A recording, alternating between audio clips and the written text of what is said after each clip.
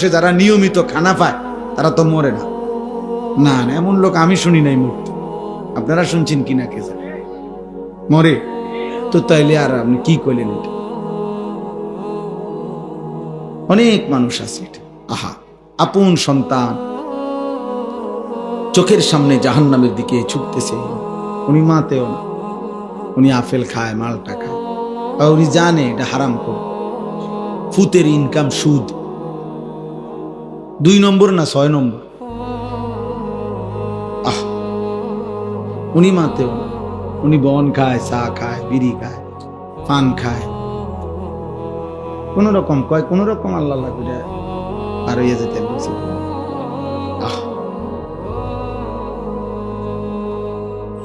এক বুজুর্গ বলছিলেন যে, হে আল্লাহর বান্দা, দুনিয়ার যন্ত্রণার পেরেশানির কারণে যদি মানুষ বলে যে যদি মরে যাইতাম ভালো ছিল, মানুষ বলে না এরকম যে এত পেরেশানির চাইতে, এত দুঃখের চাইতে মরে গেলে ভালো ছিল।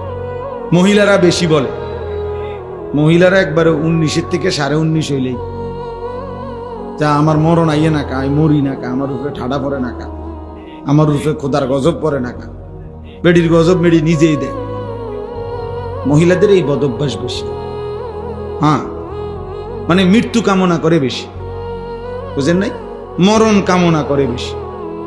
তাহলে ওই আল্লাহর ওলি বলছেন যে, হে আল্লাহর বান্দা, দুনিয়ার পেরেশানি থেকে তো তুমি মনে মনে কামনা করিলা যে যদি মরে যাইতাম, পেরেশানি মুক্ত হইতাম।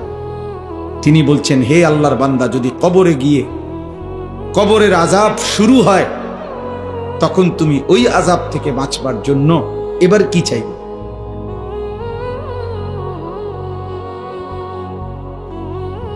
বুঝেন নাই? দুনিয়ার পেরেশানি থেকে বাঁচার জন্য তো আপনি মৃত্যু চাইলেন, আচ্ছা তো মরলেন আর কি। তো এখন কবরে গিয়ে যখন আযাব হবে আল্লাহর নাফরমানির কারণে, তখন কি করবেন? তখন কি চাইবেন? আবার দুনিয়া আইতে চাইবেন? আমরা মস্কারি, হ্যাঁ? আবার দুনিয়ায় আসতে চাইলে আপনারা আবার ফেরত দিবে নাকি? তাহলে এজন্য আমি কথাটার প্রসঙ্গে বললাম আর কি। কোন স্বামী, কোন বাবা, কোন মা, আপনারা এটা মনে রাখবেন,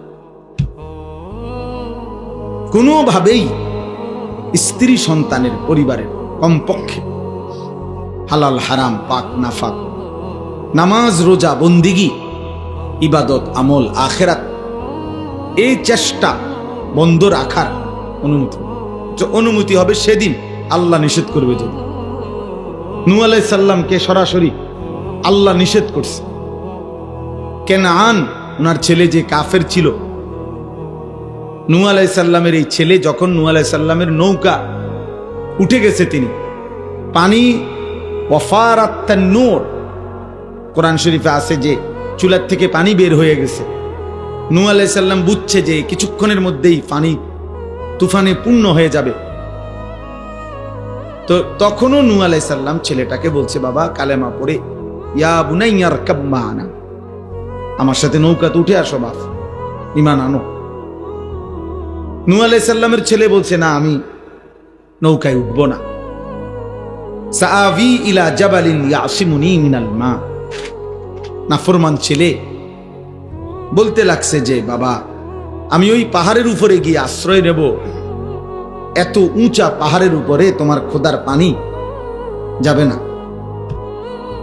বন্যা হইলে ওইব আর আল্লাহ বুঝি হিমালয় পর্বতের উপর, বুঝেন নাই কথা? সেই বুঝছে, মনে করছে এটা।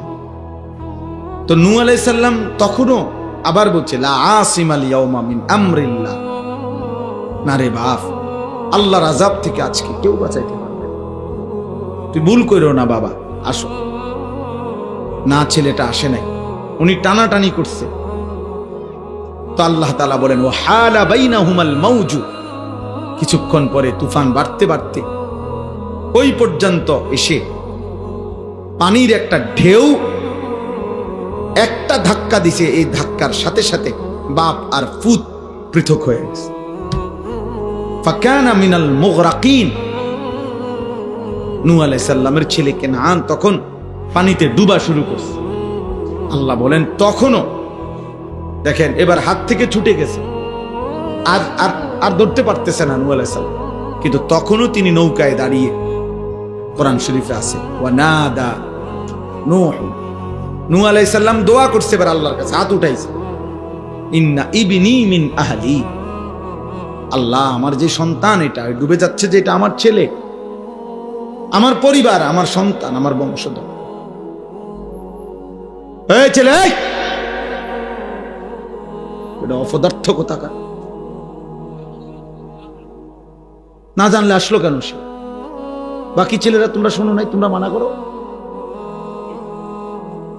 আমি ছেড়ে দেবার মানুষ না বাপ, সাফ কথা।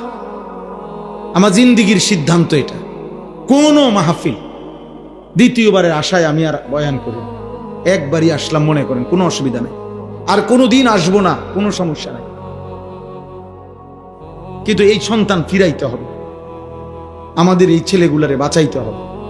আপনারা জানেন না বা দেখতে শুনতে এরা, নাম ঠিকানা আর পরিচয় যদিও মুসলমান, অগণিত ছেলের, লাখ লাখ ছেলের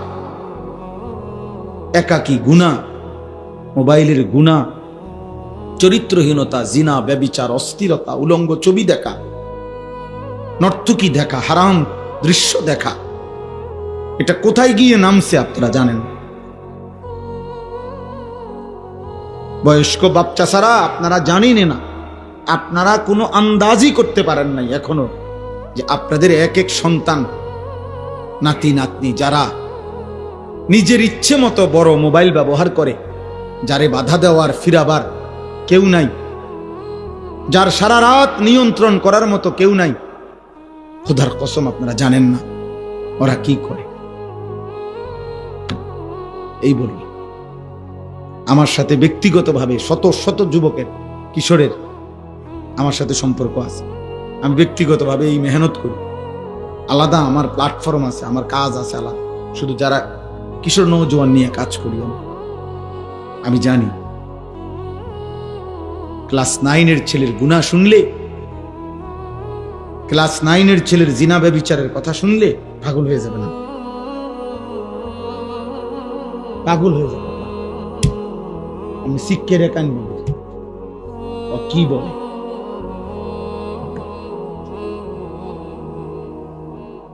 হ্যাঁ